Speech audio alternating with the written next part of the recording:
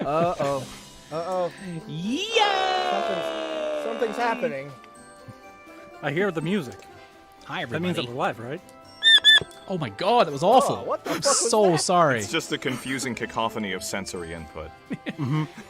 That sounds like the show in a nutshell. Yeah, kind of, yeah. Apt. An apt performance by Mr. Gary Furlong. Welcome, everyone, to Soundbooth Theater Live. Thank you so much There's for nothing coming. like bacon. Hee hee.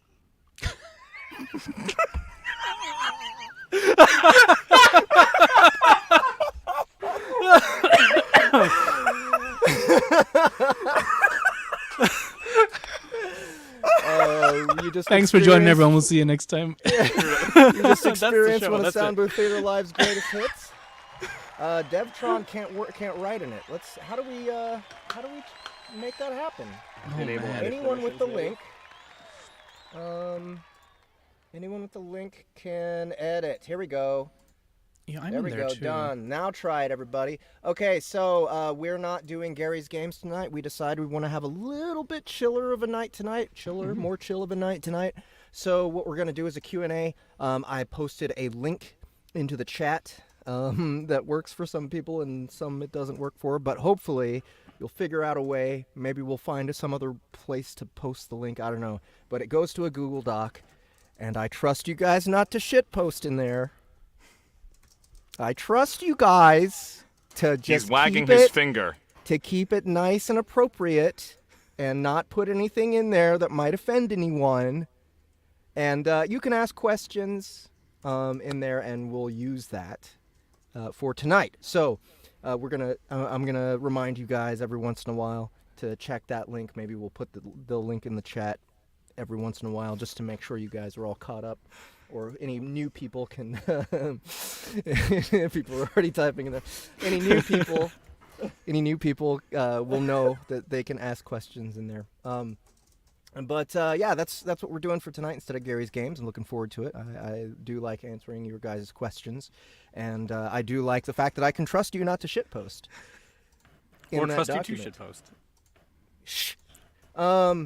Well, a finger waggle like that gives you plus 10 to persuasion, so I think you won. Roll that with advantage. Yeah, so thank you guys so much again for coming to tonight's show. Before we get started on some Gotta Go by Mr. Joe DeProfio, we're going to share some news. Today, we have released our second full-length audiobook written by Sarah King. It is called Alaskan Fire. It is not part of the Legend of Zero series. It is a completely different series. And it's an urban fantasy with a touch of romance, I would say. Yeah. I think most of it is intrigue and fantasy and crazy shit happening. There's a bit of romance in there, though. Yeah, it's 90% crazy shit. 90% crazy shit. I got to play a god named Thunderbird, but Mr. Zachary Johnson narrated the motherfucker. And we have... Now, this is Emma Kate's first full audiobook with us. Emma Kate Starling also did the voice for Joe Mulligan's mom in episode 12 of The Stars Have Eyes. But this is her first full-length SBT production, so please give it a shot, guys. It's almost 20 hours long, isn't it? Yes. Yeah. It's like just shy. Just I think shy it's of 20 hours long. 19.6. Yeah. And for any of you who hasn't experienced a Sarah King novel yet, pick it up. yourself a favor. Do it. Do yourself a favor. Sarah King is a brilliant writer, very prolific. And we actually we're working pretty closely with Sarah right now because she has a lot of crazy ideas. She likes to write a lot. She's one of the best writers that we've worked with. And she likes to do interesting things. We have Tales from the Battered Mind on our platform right now, which is basically just a series of her short stories. We did one short story by her friend Will McIntosh, which was also great. But that's all like sci-fi and horror stuff, all for free. So go to soundbooththeater.com, pick up some Sarah King short stories if you haven't checked her out yet. If that doesn't convince you that Alaskan Fire is worth picking up, you're crazy. You're just, I don't know what to say to you. It's seriously so good. Yeah, it's so good. It's so good. So please go check that out. And also, what else happened today? Any other news? Something happened. Oh, Tuesday we had another release, another short story. Short story. No, not that short. Another Zach Johnson release though, about an hour long, and it is part of a new short story anthology series we have started. Partnering with Portal Books. We've done quite a few audiobooks for Portal Books by now. Battle Spire, Bone Dungeon, and what was Saving Soul, the cyberpunk that we did before. Yeah. It's a yeah. good one. Very good stuff. Always like working with Portal Books. So we're gonna have a monthly series with them, anthology. So that's the first of it. It's for free. One more every month. Starting Tuesday, right? So the next one's going to be me. I haven't picked which short story I'm going to do, but I'll be the next one, releasing a short story. And yeah, what else? Do we have anything else, guys? Any other news? Not yet. Well, we do have news pertaining to. Man, my shirt's too far below. It says "Behind Blue Eyes" on it. I could jump. You could. News pertaining to that. There we go. Oh yeah. There you go.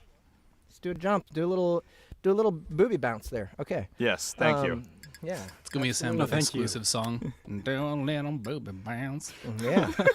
Yeah. I think that's Zach's. That's Zachtually the next thing that Zach is gonna be doing. Zach. Yeah. We have to do that. Yeah. I can just imagine like there's Yes. like a nice soulful and do a little booby bounce, and Zach's like, yeah. We're gonna do a booby bounce. Actually, I think Zachtually should be his new R&B star name. Perfect. Brilliant. Yeah. That's it. My self-titled debut album. Actually, Actually. a lesson in Alright. correctness. It's Yes. all just songs in Captain Picard's voice. Indeed. Okay. Last bit of news. listen to that. Next Thursday is another episode of Kaiju Battlefield Surgeon.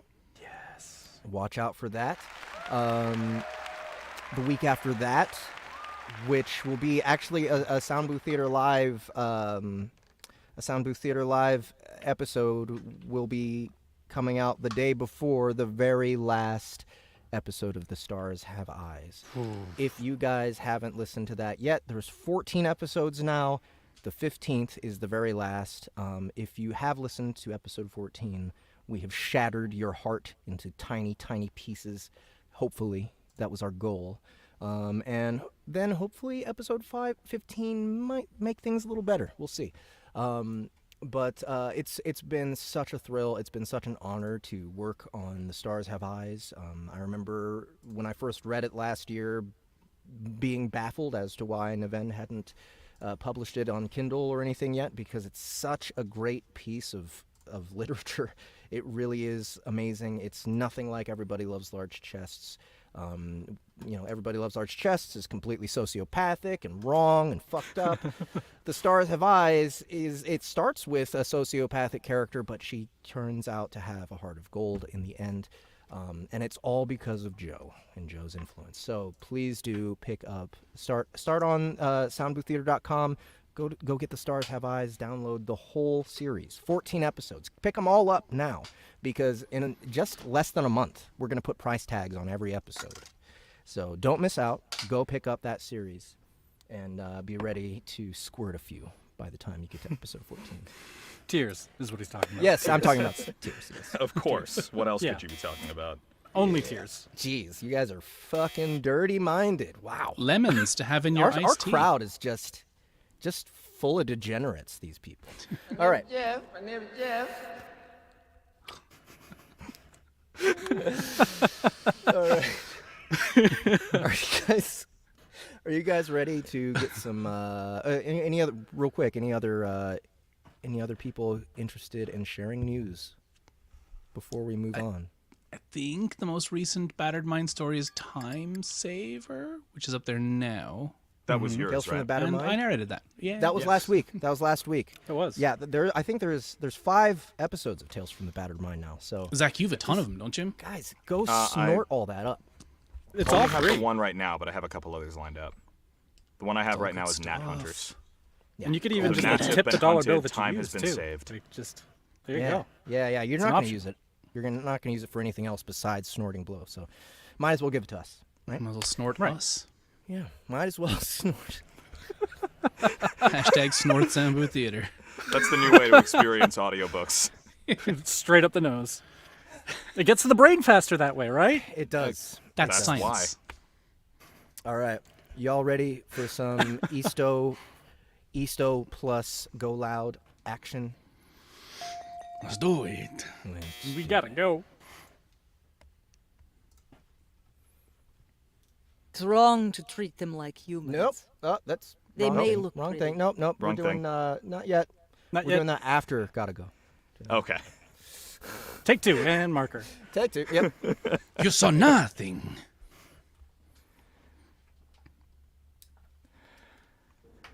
This is an arraignment, Mr. Writer, not a trial. Judge Suited, a bald and jowl-faced man with thick-lensed glasses, barked from the bench. I understand that, Your Honor. As I indicated in the memo I sent over first thing this morning, I am proposing a motion to dismiss all charges in this matter against my client, Sebastian Molina, per Section 83, Subsection 5, Title C of the Super Samaritan Act. There is precedent to consider. I am aware of the precedent, Mr. Writer, but there are variables within the precedent as well. Mr. Molina here is a known villain. He has several other charges, including grand larceny, a smattering of assault charges, and more counts of disturbing the peace than can be quantified by manual means. Hey, my name is Go Loud. I cannot help it if sometimes, these things get out of hand and... Easto slapped his palm against his forehead. Counselor, I would advise your client not to speak unless spoken to. Go Loud. When we got here, I did say to let me do the talking, right? Go Loud nodded enthusiastically. Unless you want to be remanded back to the prison and miss out on catching Go Fast's former husband. Easto let the implication hang. See, I get it, okay? I get it. Go Loud pantomimed, locking his lips and throwing away the key. Thank you. The precedent founding events you are referring to, Mr. Writer, were carried out by registered heroes of the GSO, not supervillains with impressive records. My record is impressive. Then how does the paradigm shift, Your Honor? Pardon me? Your Honor, this is outrageous. Sebastian Molina, a.k.a. Go Loud, is a known criminal and offender and should not be subject to the same considerations as the brave men and women of the GSO who put their lives on the line to safeguard the world every single day. He looked to be about the same age as Easto, in his early 30s, with slicked brown hair, sharp tailoring, and yellow irises. Natazan, a talented and promising prosecutor, had just broken into the city guardian tier of the GSO for King's Goth, and due to his status as a district attorney, had a sealed superfile. Villains will continue to be villains as long as we continue to treat them that way, District Attorney Nadasan. And yes, my client has a long way to go before he is considered to be some paragon of justice. He was trying to do the right thing for his family. Hero or villain is not a factor when it comes to the application of the statutes within the Super Samaritan Act, as it only refers to individuals with superhuman abilities. That's not how the law is... Furthermore, the last known percentage by the census of superpowered individuals who were not registered heroes of the GSO was 64% of the world population. Should we be treating all of those individuals differently? Should they all be considered villains because they are not using their talents and abilities to fight crime, but are instead doing things like shaping shelters overseas, communicating with marine life to ensure that overfishing doesn't become an issue again, and restoring senses to those who lose them in tragic accidents? Excuse me. Is that how we are to interpret the law? The completion of Easto's rant left the whole of the courtroom silent, except for the occasional shuddering of a camera. Therefore, Maintaining these charges against my client not only flies in the face of the Super Samaritan Act, but at the very essence of what it means to be a hero.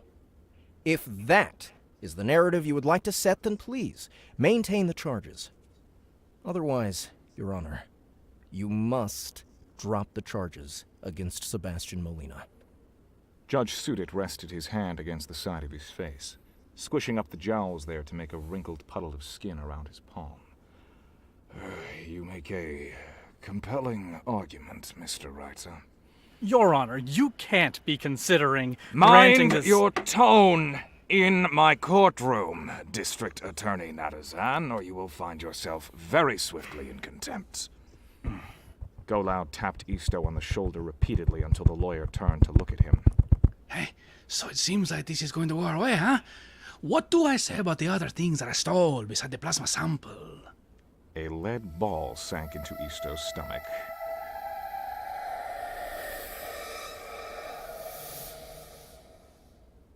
One thing at a time, Loud. We'll handle that when we need to. Per the Super Samaritan Act, I am granting your motion to have the charges against Sebastian Molina dropped in abeyance. Mr. Goloud, you are free to go. Commit no further crimes for the next year, and these offenses will be purged from your record.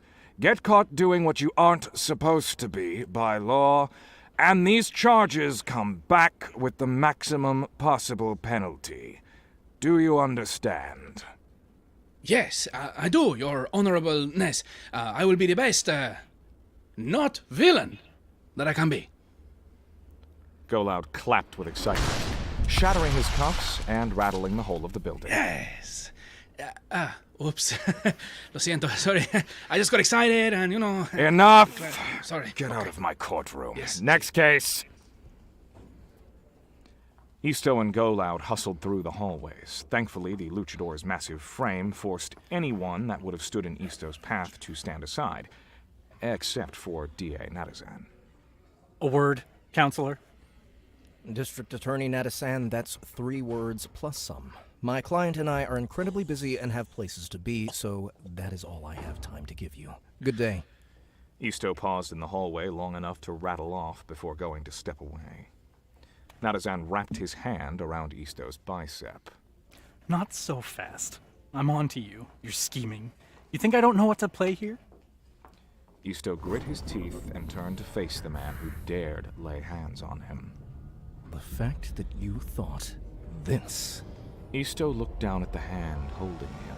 was a good idea contradicts the entire point you're trying to make. Unhand me. Now. Make me. Goloud tapped the DA on the shoulder, then reached down and plucked his hand off of Isto's arm like a piece of lint. Hey, senor. According to the law, you know, touching someone when they do not want to be touched is called assault. We're in a courthouse, senor. You should know better. Goloud scolded the DA before shoving him aside and gesturing to the door for Isto to pass. I'll be watching you. Then you're in for one hell of a show.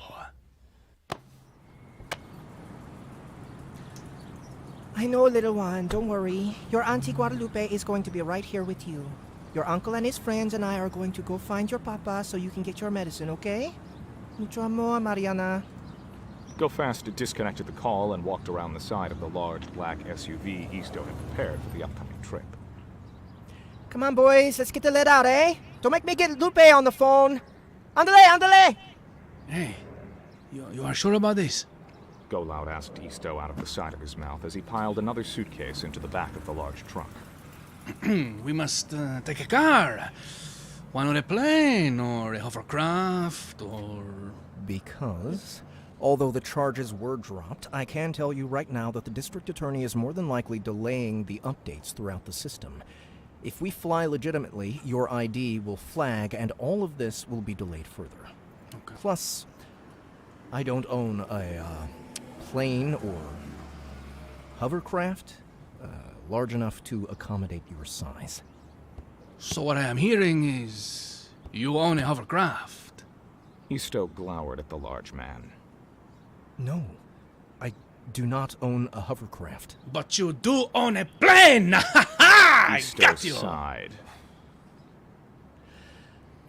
If we're meeting up with your contact on time, we need to be on the move in the next 7 minutes. Grace reminded the men as she strolled past the rear of the vehicle and checked off several items on the list of must-haves. So, is it a yes? About? The plane! 6 minutes! See, so stop flirting back there, Tonto. Hey, I was not flirting, Prima. If I was, everyone here would know about it. Goloud shouted back at his cousin before he followed Grace around the side of the SUV and got into the back seat. Isto paused as he loaded the last suitcase into the trunk and rested his hands on the tailgate, the gravity of what he was about to embark on finally sinking in. I'm about to get into an enclosed space with a villain, his Olympic athlete cousin, and my assistant who doesn't know about the dragon. To go halfway across the country to Century City, track down a scumbag ex-husband, and force him to comply in saving his own daughter's life. What am I thinking? Isto shook his head and walked around to the passenger side back door to let himself in. The sound of a crinkling plastic bag reached his ears as Goloud held out a dust-covered handful of snack food. Miss Chapman, Yes, Mr. Ryder? we have wet naps in here, right? Yes, Mr. Ryder, we do. Chese Puff!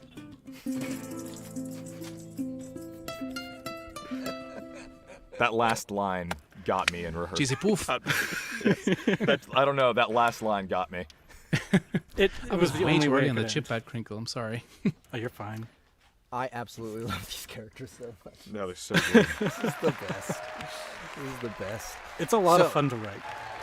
So we're It's halfway like- through, right? Right about, yeah. Right about halfway through. Mm-hmm. I kind of wish this particular series would go on forever, man. It's such a good example of how, like, the straight man can be really funny. Because Isto's yeah. not trying to be funny, and Goloud's ridiculous. But, like, half the funniest shit is Isto just being like, oh, God, oh, dude, just stop. And, like, his reactions to Goloud's, like, dumb stuff is, like, some of the funniest shit in this. Absolutely. Especially since he's doing his best not to be like condescending or Yeah. things like Yeah, that. he's you not. know, He's not trying to be mean. Yeah, he's just that's his client, so he's got to put up with this shit. You know, Mm-hmm. he's a professional, so he's gonna Yeah. go along. But sometimes, oh my fucking god, yeah, Yeah, it's really great. it's kind of funny Really because good a lot of how this started was actually from one of the Anti-Hero Chronicles episodes where I had really considered having Isto just be real mean to Goloud the first time they met, and I like it was just like right there, and I was like, I mean, it could just go like this, but I just couldn't bring myself to do it because of how Isto was kind of like a crowd favorite, right? And then Goloud was too. I was like, I can't put these guys against each I other. think That would it just really be hurt Goloud's detrimental. feelings. It Yeah, would have. Goloud's a sensitive guy. He'd be like, I'd feel I'm bad. big and powerful, but my tears are also big as well. And I will shed them freely. My chest muscles are strong, but what lies beneath, she is weak. Yeah, man. Like I love how innocent he is, even though he's a villain. Yeah. And you know, I think that pretty much anyone would have a hard time not liking him in person. You know, pretty much anyone's just gonna find him endearing anyway, and that's probably I feel like that probably was at work on Isto without Isto even knowing it. Yeah, for sure. You know? It's like, you annoy me, but I think I like you. I don't know. You do annoy me. It's almost like he's annoyed that he can't hate him. Yeah. I'm so used to just being able to tell people to piss off, but like you, I kind of want to hang out with. What am I saying? What is happening in my head? He'll be like at the pub or something, and East will be like, how did we get... Do I have a... We're having a drink, I suppose? When did this happen? Where did this lime and the salt come from? Right on. Are we in Mexico? So Joe, Si, senor. again, brilliant episode. Thank you so Thank you. much for bringing that Thank to you, us. Joe. Looking You're very, forward very to welcome. 2 weeks from now when we return to the adventures of Go Loud and Easto. The show is called Gotta Go, by the way, everyone. So keep that in mind. If you ever see those titles anywhere else, it might be something worth purchasing. We'll see. But maybe. Anyway. Real quick before we move on, I just want to remind all of you that tonight, in lieu of doing Gary's games, we're going to do a chilled out Q&A session. And in order for us to do a Q&A session, we need questions. Gotta have those cues. What we've done is we've made a Google Doc, which I am putting the link to in the chat right now. You can go to that doc and you can put questions down there, and you can absolutely, if you want to, just not shitpost in there as well. Anonymous that's Kiwi definitely- and Anonymous Fox are both writing now. Off to the good. races. Good. And an good. Anonymous So, Alligator. Yes. No shitposting. I'm warning you guys. Don't do Don't do it. Don't shitpost in there. And if we find cool stuff to read by the end of the day on that document, we will do so. Be they questions or be they, shit posts that you guys just completely disobeyed us and posted anyway. So, next, what we're gonna do, we're gonna do just a little bit more promo because we're just excited about this thing that Mr. Zach Johnson is working on. It's very exciting. He's working on it with an author named Anna Mosicat. Is that right? Mosicat. Mosicat. Yes. Sorry, Anna. Who's in the chat, by the way? She is in the chat. It is called Behind Blue Eyes, and Indeed. Anna makes these really cool trailers. So we're gonna take a look at that, and then Zach's gonna talk about it a bit. And Anna, you should probably I don't know how should we do it. I would like to have a little bit of dialogue between you and Anna, or something. Have some format with which to talk about this series. I'm sure she'll post things that she wants me to talk about. We can find something. Also, she might just be yeah. I will find a way. I will make it happen. Oswin Foe, you're looking. You want to know who's in the house? We're in the house, first of all.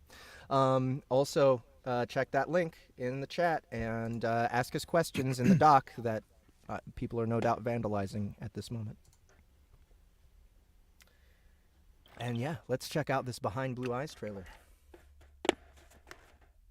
It's wrong to treat them like humans. They may look pretty, but they're nothing more than killing machines.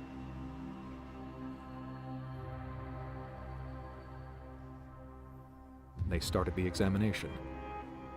The team behind the mirror monitored her face, voice, and brain activity.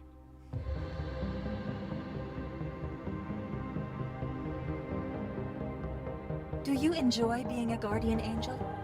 Yes? Why? I don't know anything else. Do you sometimes wish you could be something else?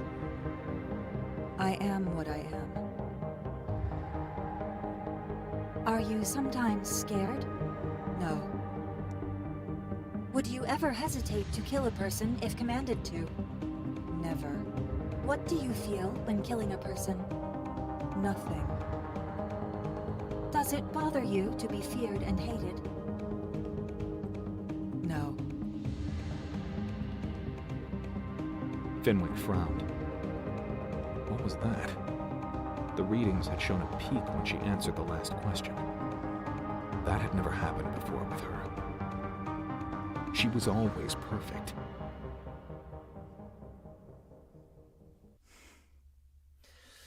Dope. Gives me chills, man. I'm I'm looking forward to this one. getting this fucking book. I have goosebumps. Yeah, I'm it's definitely getting really that. She's a brilliant video editor. I just make my voice sound pretty. That's all her. I was blown away when she showed that to me for the first time. It's really cool. So can you tell us a little bit about the book and what's going on with it? Certainly. So, the book is about a killer cyborg named Nephilim, who you heard Annie voice. That was the one answering the questions. who kind of starts to question her purpose in life. So it opens with a scene of her doing what her killer cyborg core does, and it doesn't shy away from how ugly their business is. And it's just like, and then you start to see her, having been programmed to just carry out the work that she does, start to gradually feel it unravel through a series of both coincidences and just her being forced to think about what she is. And it's almost like it's got a Deus Ex feel to it, which is kind of why we went with the music that we went with, because he does a remarkable job creating that Human Revolution style of soundtrack. That's a gentleman named Andrew Filipov that composed a lot of the songs for us. And it's just really about... it's almost like what's called a post-cyberpunk thing, because it's very gritty and almost has a noir feel to it. Like, there's not a lot of, like, laser weaponry or anything. Everything's all very, like, traditional guns. The world's gone through almost an apocalypse at this point, and it's divided into 3 mega corporations, and she works for one, which is the Olympias conglomerate, and then they have 2 rivals, which is Rosprom in Russia and Togbua Zhang in Asia. And they're in, like, a state of constant war, so you get to see battles between all of the different cyborg armies, and it's just a good time. It's a great, great series. So, and the actors all did an amazing job. Annie and Justin have amazing chemistry as, like, the 2 best friend characters. There's sort of a Ghost in the Shell buddy cop thing going on. And Jeff, you voiced the villain's right-hand man, who will become a major antagonist later, and you crushed it. So, it's Bad just... guy. Always cast me as the bad guy if you want your shit to... It's just a badass cyberpunky story. And Anna informed me, by the way, if you want to see more of the trailers, including several for this, you can click on her picture in the chat, and it'll take you to all of them. She's made 4 at this point. Wow. Yeah. That's awesome. That's awesome. And you said badass. they're all on Twitter? On her Twitter? They're all on her YouTube. They're on their Twitter. She posts them on her TikTok as well. And you can just find her at Animosacat, and she displays all of her work there. So. Very, very cool. Thank you. Fantastic. Yeah, women say that all the time. Yeah, I'm excited. I like the reverb added that time. He just like tails off, and we all listen to it. Yeah. And then talk. Yeah, and then talk. Yeah. Like, I'm really excited for that. Do we have a projected release date for book 1? 3rd week of August. 3rd week of August. Nice. So that's not not bad. far. I mean, you guys are still working on sound effects and music. There's a possibility that you might have a hang up here or there, so we're not going to officially say 3rd week of August just yet. But it's looking projected. it looks like we're on schedule at the moment, right? Yeah, we got halfway through pretty quickly. The first battle scene took us a little while to make, but once we got the hang of it, we got the second battle scene, which is by far more complex, done in a couple of days, and it turned out really well. So we're moving at a good clip. Excellent. And, Excellent. Yeah. Yeah, it's this year Soundbooth Theater has been doing a lot of stuff outside of the Gamelit and LitRPG genres, right? Cyberpunk there. We got two we're gonna have like 3 different series by Sarah King by the end of the year, and she writes sci-fi and urban fantasy, and then straight up fantasy, I would say. I don't know. I would say both. So Annie's also narrating a Sarah King series, and it's sort of a spin-off of the series you're working on, Zach. Yes. It's called Chronicles of a Vampire Queen. Yes. And that's all urban fantasy as well. It's completely different, though. Like, it's like you only know because Sarah King's name is on it and because she says so that they're connected when you first get into it. And they're both in Alaska, I think. I think there's some crossover in certain ways, like certain major characters in the Guardians of the First Realm series that I'm doing will show up, but right. It's by far focused on a different set of people. Right.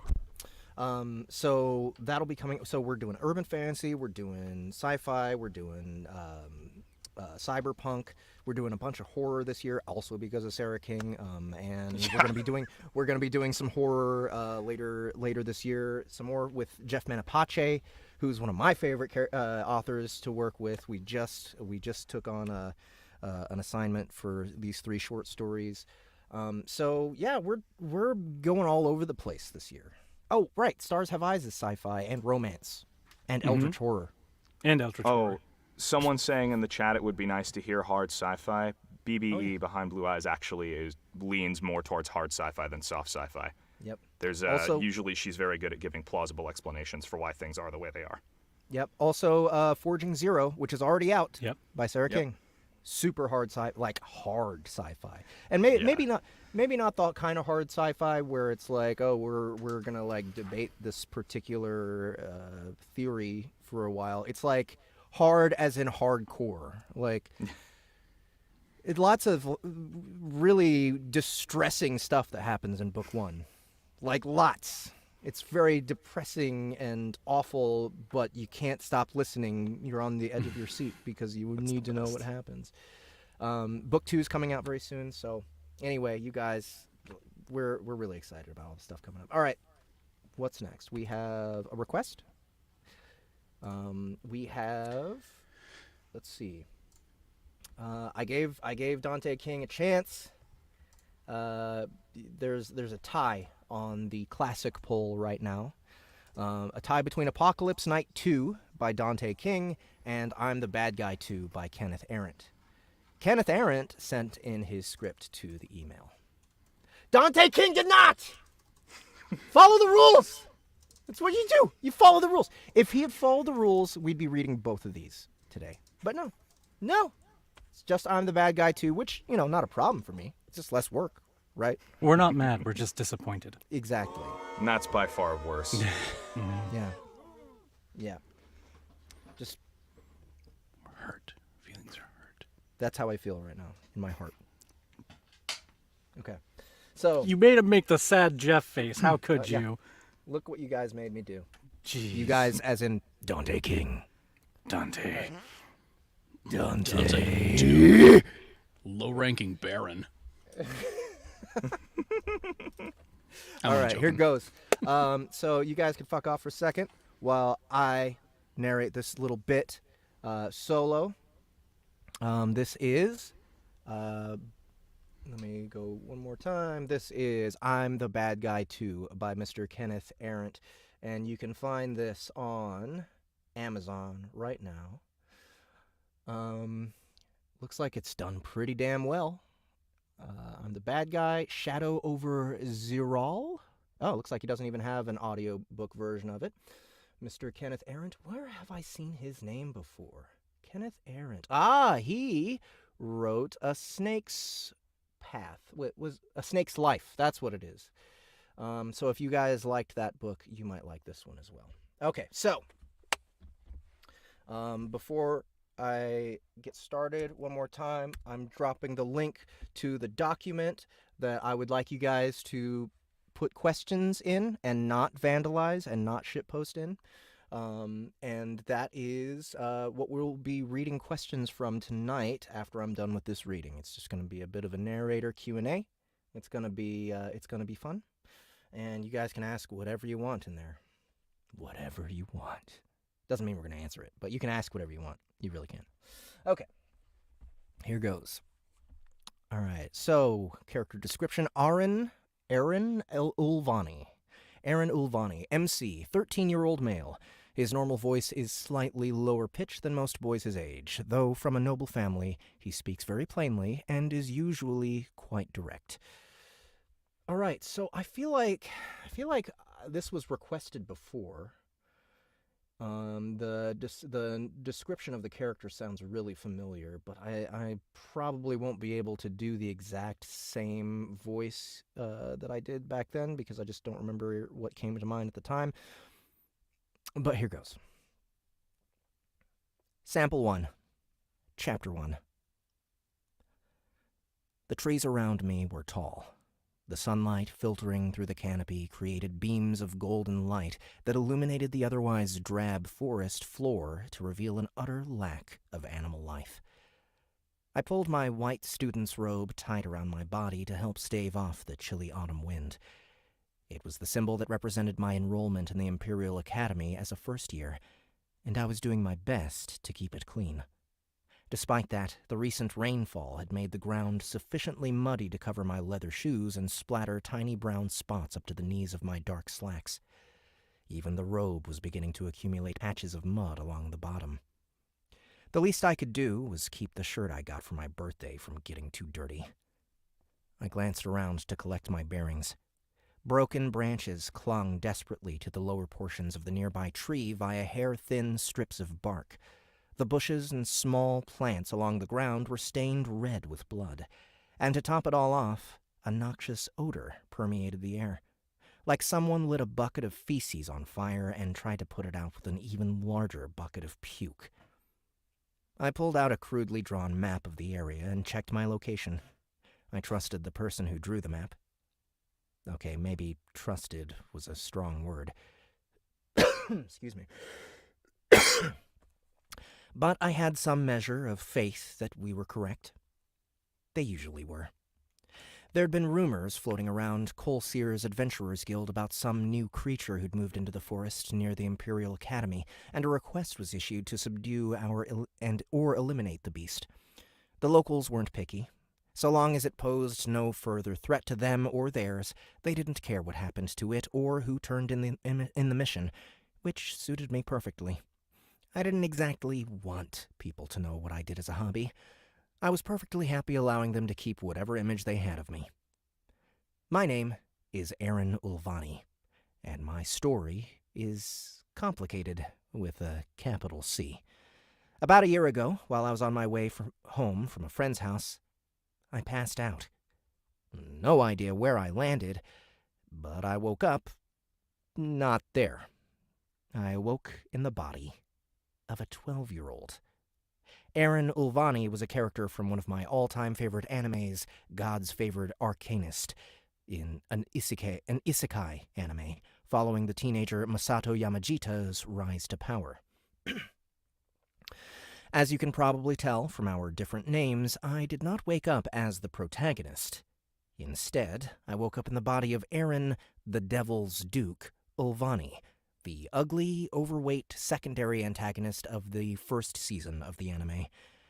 And to make matters worse, if I didn't do something to change my life for the better, I wouldn't live to see 19 in either of my lives, which was more than enough motivation for me to work my ass off in the hope of a better future.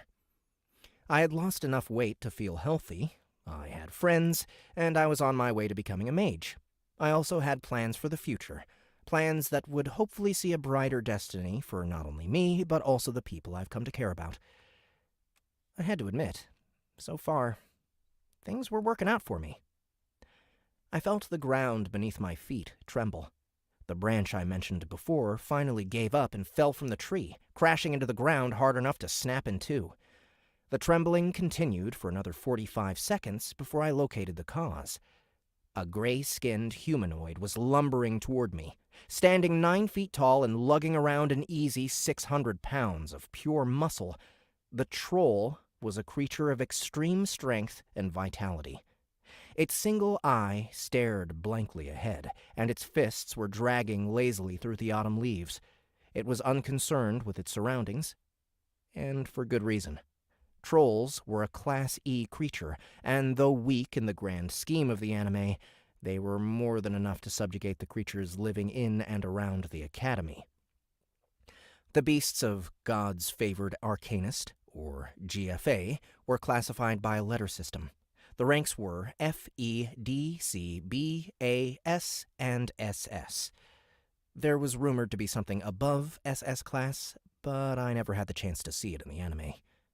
Despite the Academy's proximity to the impenetrable Sukon Mountains, the 1,500-mile-wide mountain range that served as the veritable hub of monster activity in the anime, the appearance of a Class E creature wasn't something that happened every day.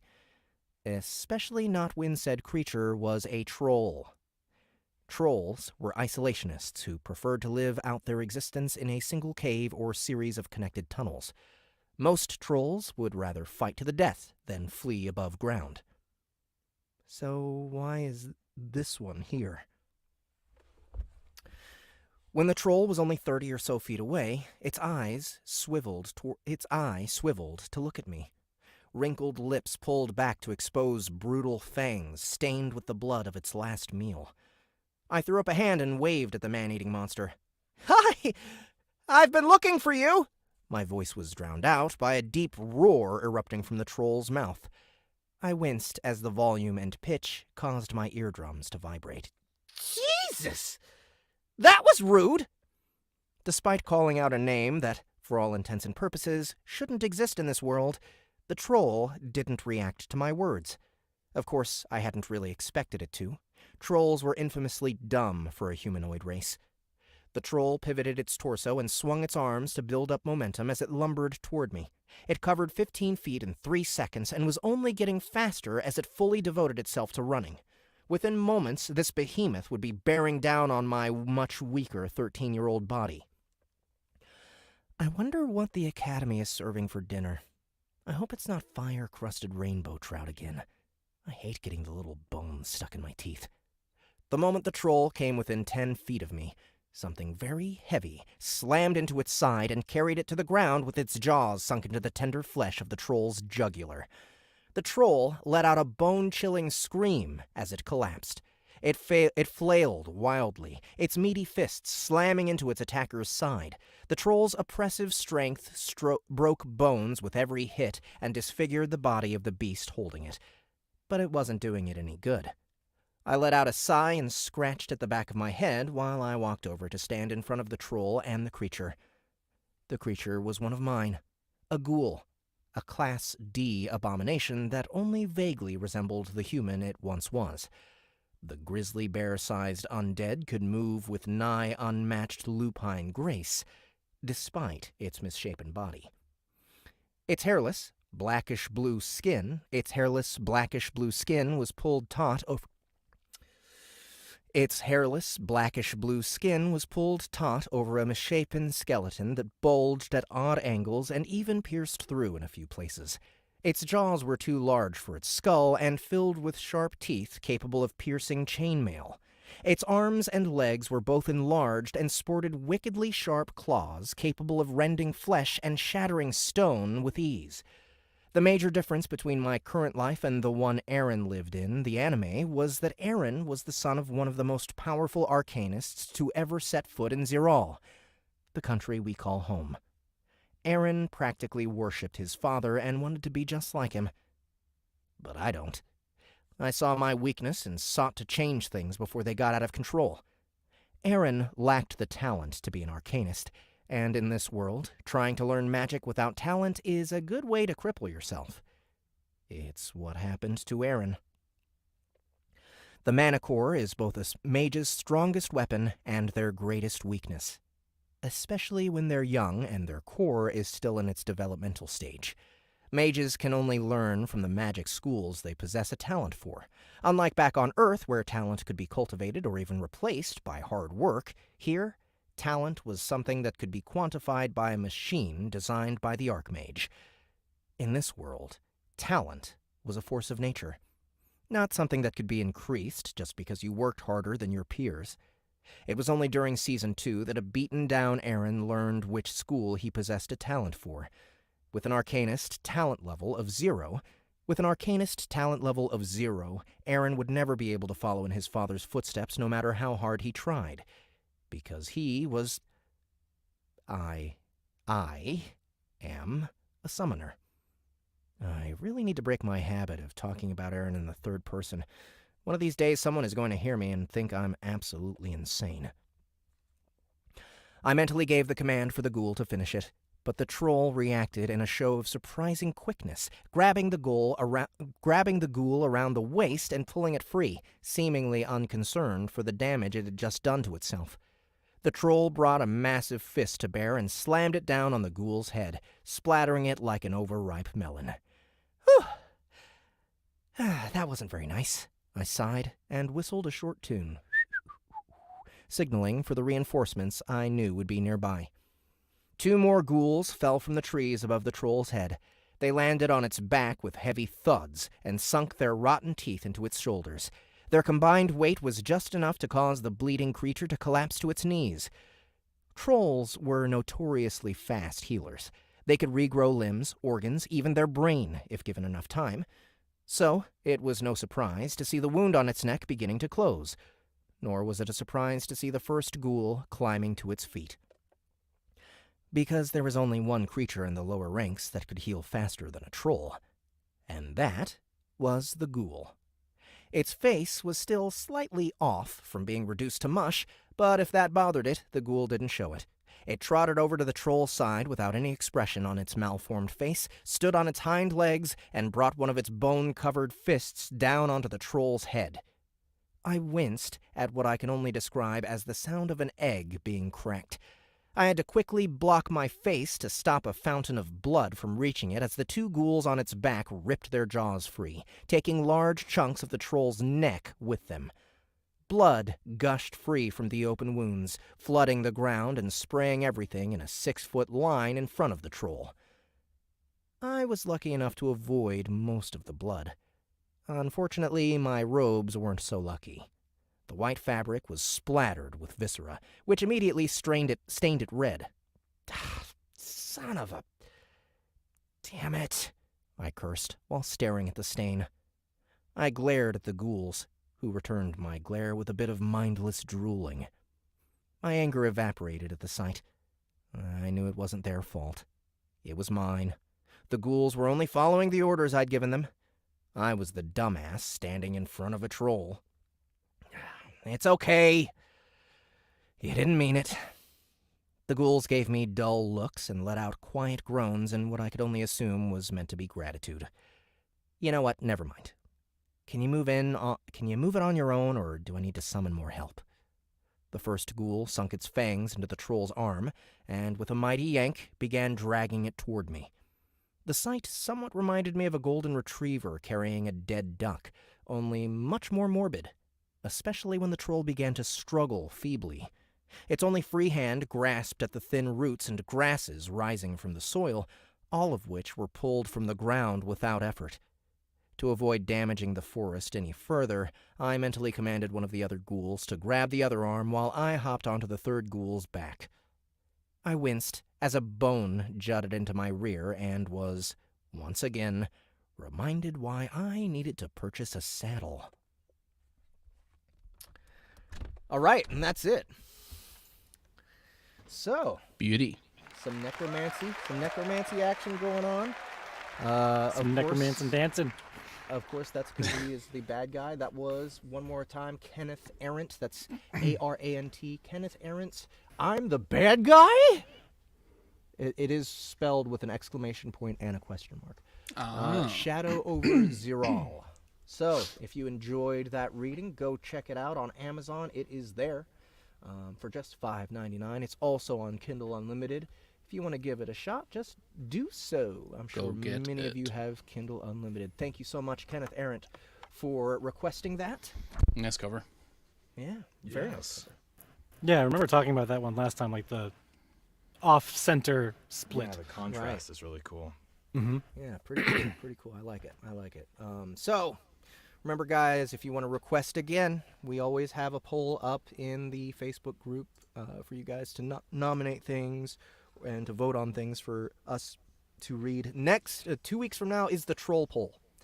So every other SBTL, we switch from classic to troll, and from troll to classic. That one should have been on the troll poll because there was a troll in it. But the classic poll is where I take it seriously and I narrate it as if I was, I was narrating my own child. But for the troll polls, we fuck it up. We do whatever we want with it. We play games with it. We pull its eyebrow. We pluck its eyebrows. All sorts of stuff. We just demolish whatever you put on the troll poll. So those are your two options. Thank you again, Kenneth Arant, for nominating that. Looking forward to the next one. Just make sure you send us the scripts. Be sure you do. fucking send us the scripts. Yeah. But you didn't. Yeah.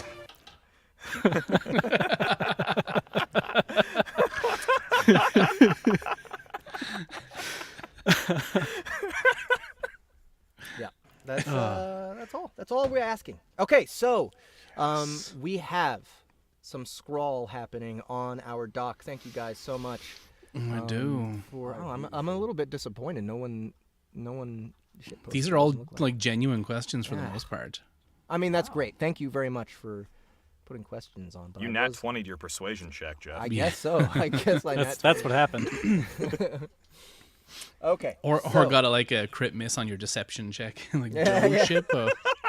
But you shitpost. Okay. Nat 1. Really? Okay. All right. Well, you guys did a great job giving us questions. Thank you so much. So let's address some of these. Anybody want to be the question reader? I can read the questions since Okay. I'm not necessarily a narrator. So the first question is how to. That's a tricky Oh, yeah, one. sorry. They were my Yeah. test questions. Oh, okay. I think done. after Lovely okay. Bacon, you... Okay, so after that. So question number 1, wet and boxy. I need a murder chest in my Oh, life. Yes. Okay, so I should have known this question was coming. We're working on it, guys. It literally, like, it's on the bench right now. We've prioritized. Like, I'm even not narrating right now. I have stuff I should be narrating, but I'm not narrating it because I'm devoting that time to and I'm not only doing notes and helping with the sound effects on Everybody Loves Large Chest 7. I am listening through the whole thing and making sure, because we have Annie, we have a new actress named Alejandra LaFleur, who was actually on Earth Force 2, if you're curious. She's going to be in it. We have Gary and Will on this volume of Everybody Loves Large Chests. So I'm going to be listening to every second of this audiobook and tweaking it myself, making sure everything's fucking perfect. I'm doing that. I am foregoing all other narration just to do that, and I'm not gonna narrate anything else until I have Everybody Loves Large Chests notated, edited together. So don't you guys worry, that's coming very soon. All right, the next question is how is the new app coming? The new app is a projected month and about a week away from being complete. So we're not going to release it at that point. We're going to test it and test it and test it and make sure it's right before we release it. But it's coming. I've seen demos of it. It's much better. I'm so happy that you guys are going to be using this instead of what you've been using. I mean, don't get me wrong. The guys who did the first app, you know what? They did their job. And you guys have a thing to listen through. Mm-hmm. Okay, and it will not blow up your phone. So don't worry about that. Don't worry. It's the one that is out there will not make your phone explode, and you can listen through it. So don't get me wrong, it's usable. But the new one is going to be so much better. It's going to be so much more convenient. It's going to look more like us. It's going to feel more like us, and you're actually going to enjoy using it, I think. So, yeah, it's coming. It's coming. All right. Next is how many hours a week do you each spend working on SBT projects? All right, I'll leave that alone because... All That's your all I do. time. All the Because we're hours. going to be horrified if you answer correctly. Oh, man. It depends, I suppose, on who's cast and what. Yeah, I mean, probably, especially lately since I have so many edits to do on Behind Blue Eyes, it's been upwards of 20 hours at least. So it's easily half my work week, if not more, because I like them. So... Me and Jeff, we had a session the other day for a project, I think, didn't we? So we yeah, did some for Kaiju. I think it was last week. yeah. I suppose it depends on what's going on, what we're needed for, and like if like Zach, if you're doing like a lead narration project, a lot of time Yes. is just needed to get it done because of the way like you're always working with other people, which is fucking kick ass. Yes. Well, and then also, like, if you had the role like Annie had in Behind Blue Eyes, where you're the protagonist, it's still several hours of work because you have upwards of 1,000 lines to record. Oh man, yeah. Yeah. I finished one with Annie, and it was like a few thousand lines, and it's just like in your head you think it's only lines. That's not too bad, but no, it's a long time. And I'm starting a new one next week, which will be the entire week.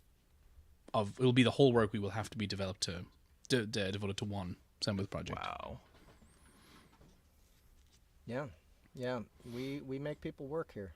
That's what we do. Good stuff. Yep. Next question is, when is Sarah King's next Zero book being released? Very soon. Actually, all we're waiting for is the cover. The cover is a bit behind schedule right now, and that's it. It's been proofed and polished. I've done all my retakes for it. I think I'm gonna have to redo just a few lines in one of the later chapters, but that's 20 minutes of work for me, so not that much. And I think I asked Sarah if she wants to write a sketch, write a little skit. I don't know if you guys ever heard of an audiobook called Dungeon Crawler Carl. But Nah, who was Lesser known audiobook, I think.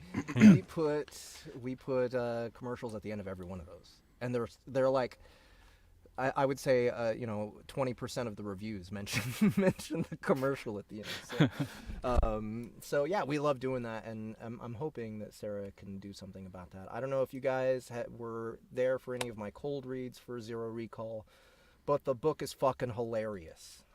So it would be in keeping. It would be in keeping with the tone of Zero Recall to have a fun commercial at the end. All right. So next is, sorry, don't know all your names, but to the guy in the bottom left corner, that name is Gary, Yes. in the greenish shirt, where did you get that water bottle? I must have one. This one is a Build Life bottle.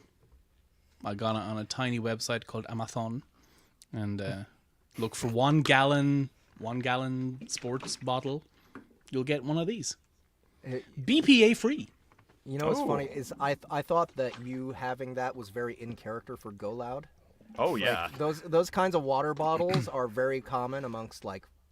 MMA fighters. MMA fighters, powerlifters. Yeah. But that exact bottle would look like this in Go Loud's hand. Yeah. Just drinking my could- gallon. He could carry like a utility belt of them, and they would look tiny on him. They're just little squeezy packs for him.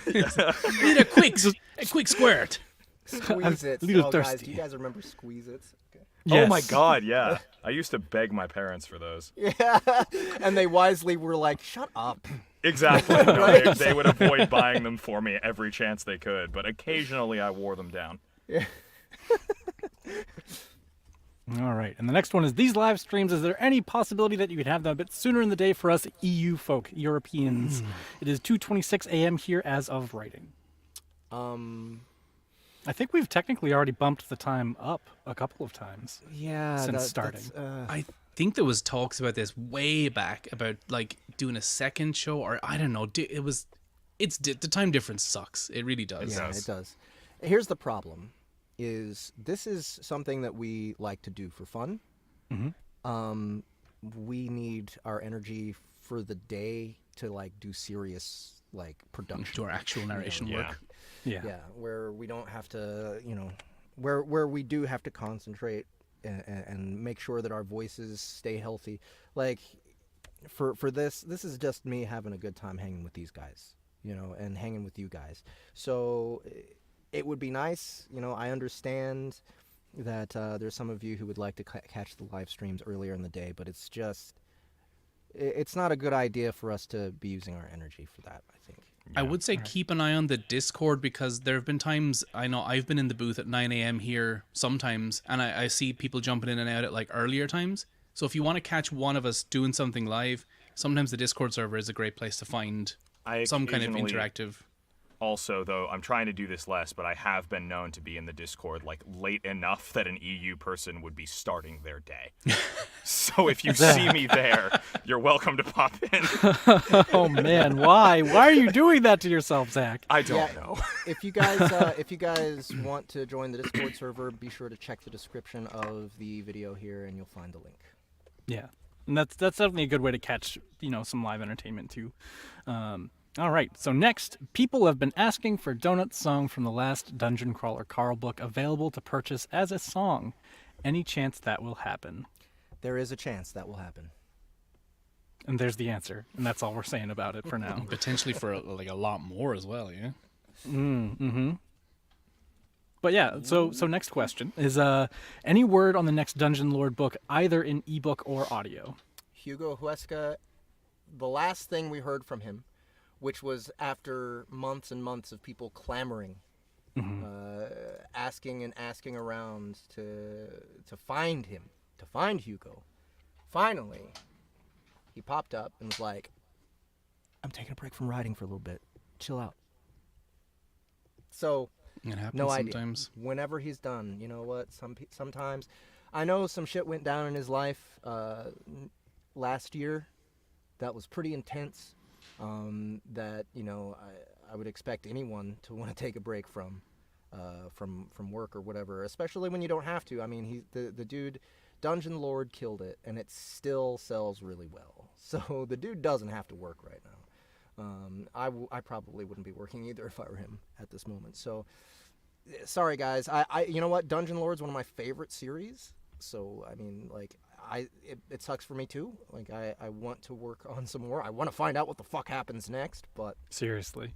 yeah, just gonna have to wait. I suppose the book you get when it comes out will be the best as opposed to a rushed, pressured version that he would write now. Yeah. Like, better to wait. And this is something that I can actually talk about a little bit because I'm not necessarily a narrator, but I am an author. I have a lot of different writing projects, and sometimes, like, even if you want to write, even if you want to do the thing, right? Like you just hit a point where you just can't. Like, and if you just brute force it, it's not gonna come out the way that you want it to, let alone how your readers and how your audience are gonna want it to. I don't know the context of whatever's going on in Hugo's life, but he needs to take the time that he needs to take, and then he'll get right back to writing because I'm sure that he wants to do it too. Absolutely. Was it really any kind of surprise what response you got on the whole who would win in a fight poll on Facebook? I don't even know what poll this is talking about. Nor do I. Not a surprise. The question, I don't know, it wasn't really formatted exactly like a poll. I don't know. People just kind of talked in the comments, but it was pretty unanimous. Okay, so the question was, who would win in a fight, Boxy or Carl from Dungeon Crawler Carl, or Quantum Hughes from Feedback Loop? And the answer is Boxy. I mean, like, the answer is Boxy. It's just yes. Carl has his Doomsday device, but that kills everybody, so that's not really a win. That kills Carl as well. Yeah. Funny story about questions like that for any baristas that might be listening. That's one of the single best ways to increase your tips at Starbucks. Put one jar for one person, one jar for the other, and people will actually vote with dollars. Amazing. Oh, yeah. Shit, really? Yeah. Wow. Man. I've seen it happen. Hot. Zach bringing out the tactics for increasing tip percentages. Yeah, good call. All right. Well, yeah, we'll see. We have, well, hold on. Do we have it? We don't have anything. Oh, we do. Monster Hunt. We have Monster Hunt 1. We have Monster Hunt 1 on our platform. So that's a Harmon Cooper book you guys can tip. Then we have Kaiju Battlefield Surgeon, which is something that you can tip for Carl. And then we have Stars Have Eyes, which is something you can tip for Boxy. There you go. There's how you can really. We're not going to be able to keep track of this. We're making like a barista. Really because they want to. Stick it to the man by tipping all three. Yeah. You can show us. Yeah. I'll show you by giving you money. Yeah. We don't want it. Don't do it. Don't go there and do that. I would We'll hate be very that. embarrassed. We'll waggle our fingers at you if you do. Don't you do it. How much of your Hopefully it works different like tonight. How much of your different character voices are you and are sound effects or computer altered? So I suppose. Go ahead. Oh, sorry. Go ahead, Gary. Oh no, I don't think I have as relevant an answer as you. So, for anything, this goes for SBT and stuff that I've done independently as well. I usually will only use effects if it's a voice like I physically can't make. So, for example, I use a lot, when I do robots, I use a lot of techniques like to make them sound more mechanical. So in addition to just talking like this, assuming that that's how the author wants the robot to sound, There's a lot of effects that I use to make that sound more computerized. Or there's something in a book I did called Cyber Squad where these two characters are talking over a phone trying to maintain anonymity. So I use like a vocal scrambler type of thing. But beyond that, I try to do as much natural voice as I can. But if I can't do it, then I will look for ways to make it sound more like a robot or a demon. I do a lot of robots and demons or whatever the hell else. Yeah. Gary, what Yes, similar. I work a lot in like audiobooks where you're not necessarily allowed to put any effects on this stuff. And like I know we all do, but like so sometimes, yeah, like Soundbooth is probably one of the only publishers where you can be like, okay, I'll do something funky with this. Like, there was a book, one I did recently along with Annie called Prophecy Approved, and there's a character in there where there are 2 tracks, and one of them is the sound I imagined coming from like this creature's gullet whenever he spoke, and the other is his voice. So there are times when you can layer, and I heard Jeff did it in the Leap of Faith book for the character Nergal. It was terrifying, and it was I think 4 voices just layered, and some of them were just like Jeff going and it all 4 tracks combined were just like this terrifying like crazy voice. But you can do stuff like that, like instead of just doing sound effects you can do like a few tracks for one voice. But other than that, mostly just all of us doing voices and adding effects to it. Yeah, for me, it's probably higher percentage than most narrators, but it's only when I want to go,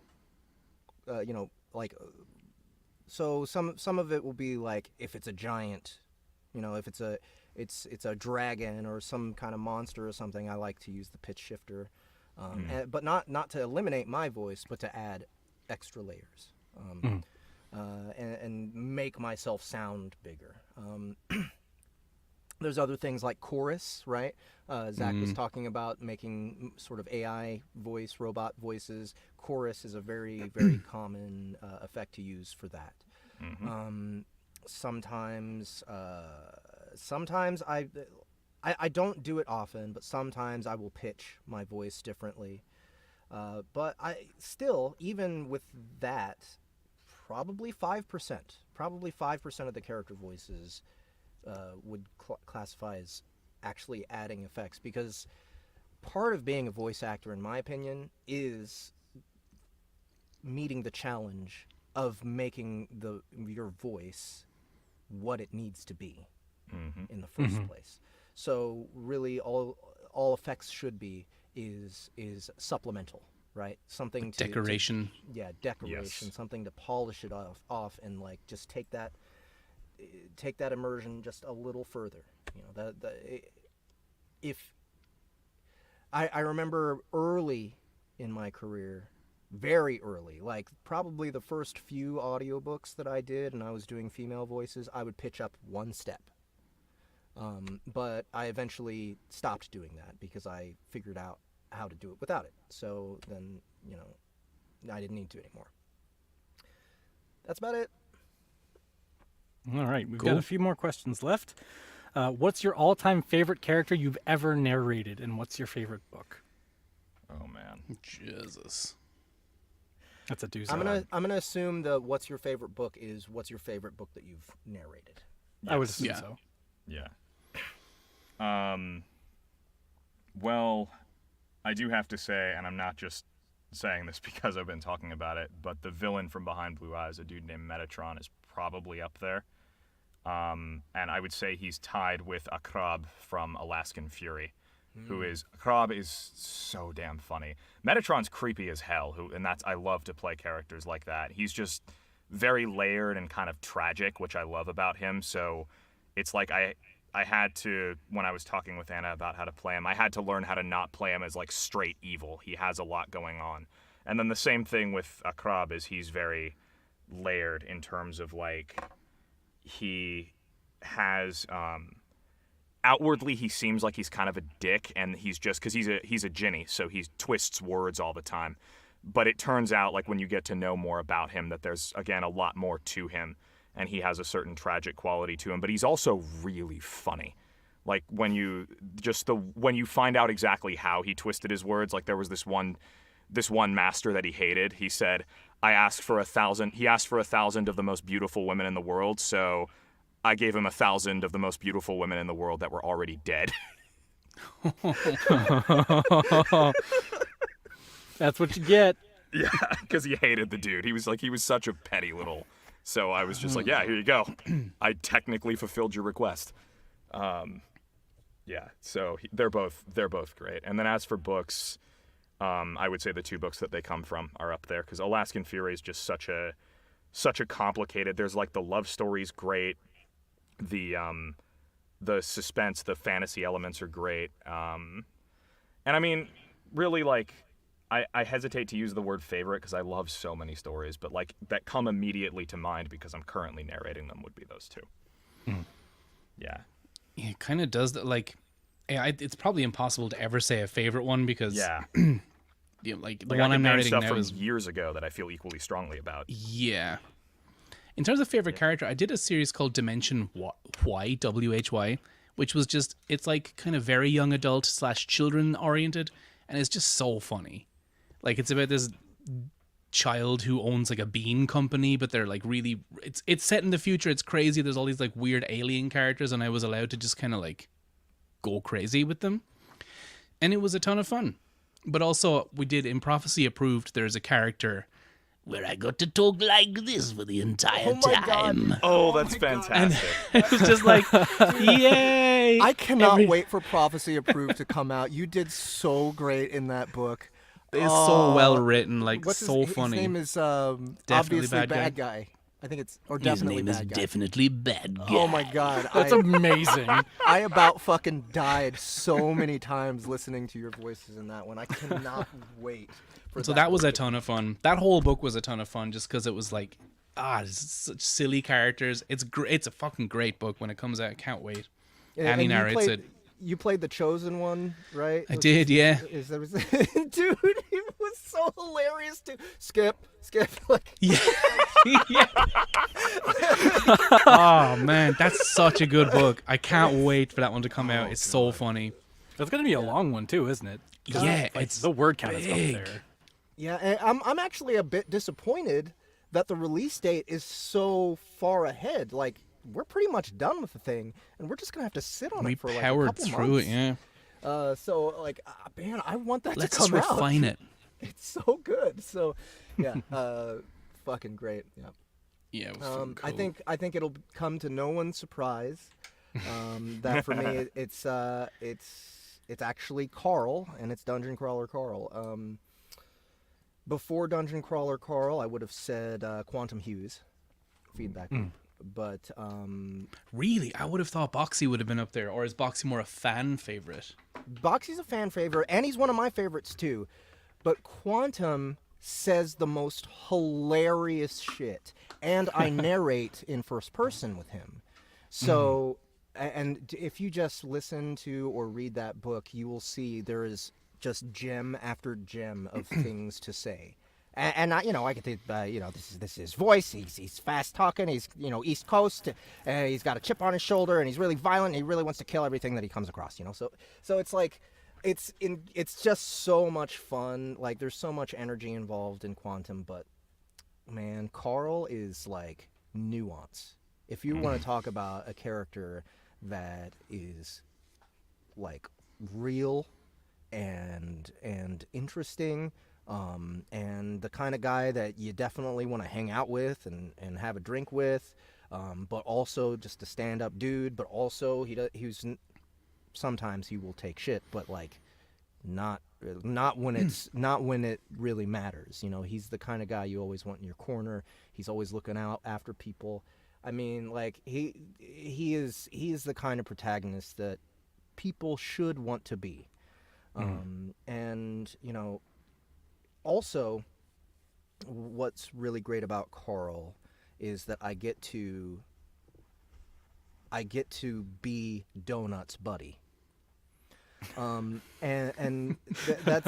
kind of funny, but it's also like for anyone who's listened to or read the book, that the relationship that Carl and Donut have is like the most endearing, heartwarming thing. Yeah, she's an annoying cat, and she says retarded shit, and she, like, she can piss you off, right? But at the end of the day, Donut is Carl's cat, and they both know it, and it's just like, it's really, really, it's really a challenge and an honor to be able to represent that in audio.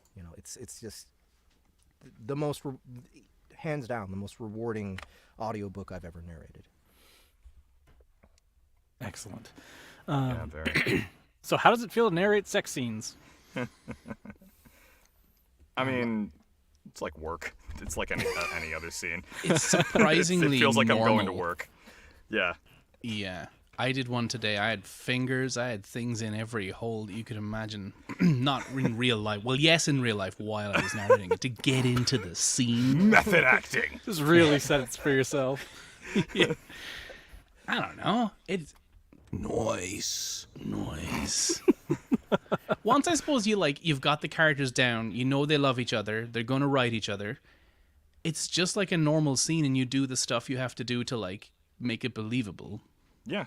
It's like you just are. It's just literally our job to act out whatever is presented to us, and that just happens to be what's being presented to us. Yeah, some of y'all in the chats may not know the kind of work we do outside of Soundbooth. It's all, for me anyway, it's all romance. Yeah, I have a lot of romances too. Yeah.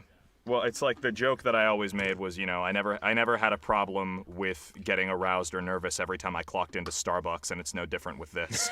So.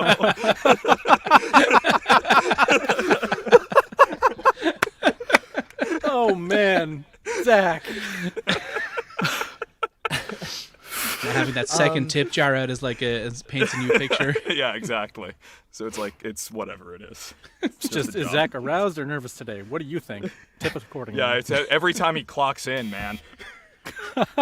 He clocks in. I swear this never happens. Oh my gosh. I'm gonna take a different tack. I hate it. I don't like. I don't like it. You don't like him? It depends, right? Like, so really, I haven't done a lot of sex scenes that were anything better than smut, right? Like, like a kissy fade to black kind of thing. No. That's not a problem. That's easy, Right. It's like the fucking harem shit, Like, I'm working on Psycho Bitches right now. Well, Psycho Bitches is the first book. Then there's Psycho World, and then there's Psycho Universe or something like that. Books 2 and 3, and it's harem, and it's the last harem I'm ever gonna do because it's just completing Psycho Bitches, which came out in 2019, and Jamie Hawk has been asking me to do it for a long time, and I've been like, but I'm finally doing it, and yeah, I hate it. I hate doing it. I like it when it feels genuine. I like it when the characters feel like it feels like it's not just, oh, they're banging for your entertainment. When it's like these characters care about each other, like you said, and like there's real feelings there, and like it makes sense. Then I can actually no matter what, I can get into it. I'm used to doing this stuff now. It's my job, like you said, to get into it. Yeah. But in general, sex scenes are in audiobooks. In general, they're entertainment, and therefore it's sexual entertainment. Therefore, it feels fucking weird. That's all there is to it. Yeah. We're sex workers. Yeah. Right. Right. So. Yeah. Hey man, sex work is work. Let's do it. Yeah. So, moving right along, what is the software that Gary you use to Furlong record your audio clips? Onlyfans.com. / Gary Francis Furlong. We missed it. Yeah, we missed it over Gary's OnlyFans plug. Mm-hmm. What was it? You're going to look for what it. Software? What I software use do we Persona use to Studio record? One. Mostly. Gary uses Studio One. Zach? Reaper. The two Reaper's the one, isn't it? That gets recommended a lot. They're all solid. Like they're all solid. Between I've worked with several. I just, for whatever reason, Reaper came the easiest to me. Yeah. So that's what I stuck with. And before I answer, I want you all to know, if there's anyone out there who wants to be a narrator, listen to these two guys and not me. Because, or listen to us when we're using the software Jeff's about to mention. Yes. Because we curse at it. Yeah, right. And they curse at it for a good reason. It really is over-engineering to be using Ableton just for standard audiobooks, right? But for what we do, because we do multicast, and because we like to use sound effects, and because we use a lot of effects, and we go crazy with it. Ableton is what I use. It's what I've always used, even when I was just doing simple audiobooks, and that's why I don't do simple audiobooks, probably because I was using Ableton.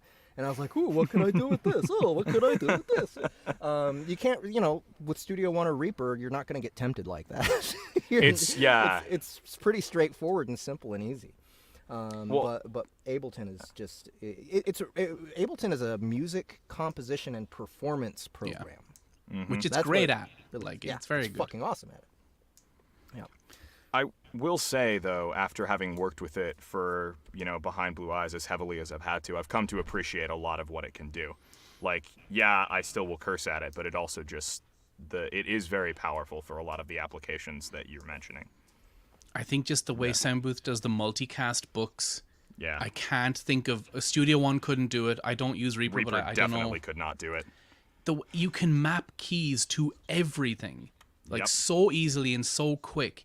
And in combination with a Stream Deck, just switching between the tracks when we need to give another narrator their track, it's extremely fast. Stream Deck is the single best investment I've made in recent years. So good. It's so much easier.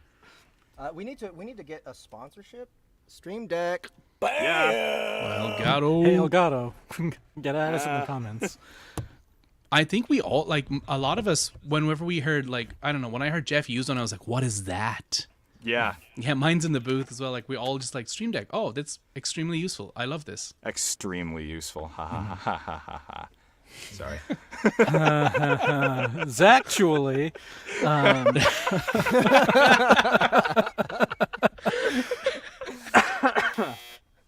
All right. Thank so you. Superman or Batman? Who would you rather voice?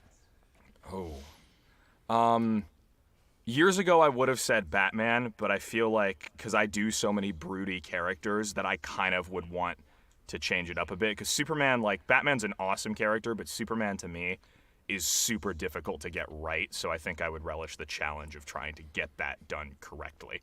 Because he's a hard character to do. Yeah. I think I'd have to go Superman, and mainly because I don't think I could do Batman properly. And for the same reasons you want to do Superman, I'd love to do Batman, but I just don't think my voice would suit. Because, I'm up here, and Batman, kind of needs to be down in a place where I can't really sustainably keep my voice. So, purely mechanically, I'm I want to do Batman, but I don't think I can.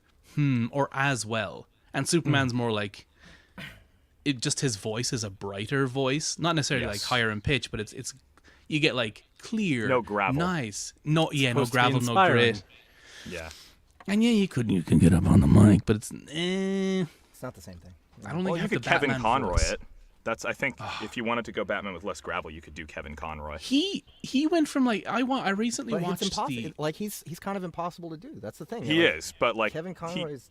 But he used to be Kevin kind Conroy. of hi Alfred, I'm up here and I'm Batman, and now he's I'm Batman. No, I'm Alfred. Batman. He's got such a deep voice now.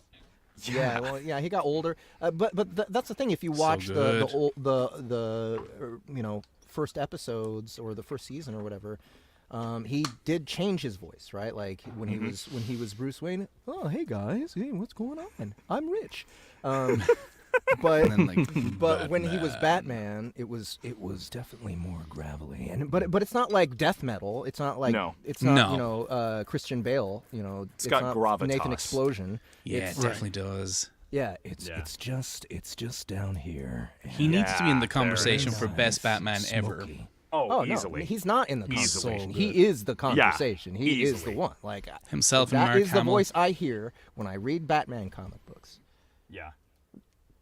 That's it. There's no argument. Yeah, they nailed it when they cast him. They're like, oh, what? We did it good. Yeah. Yep, Yeah. we did this one right. The way to get it right again is clone him.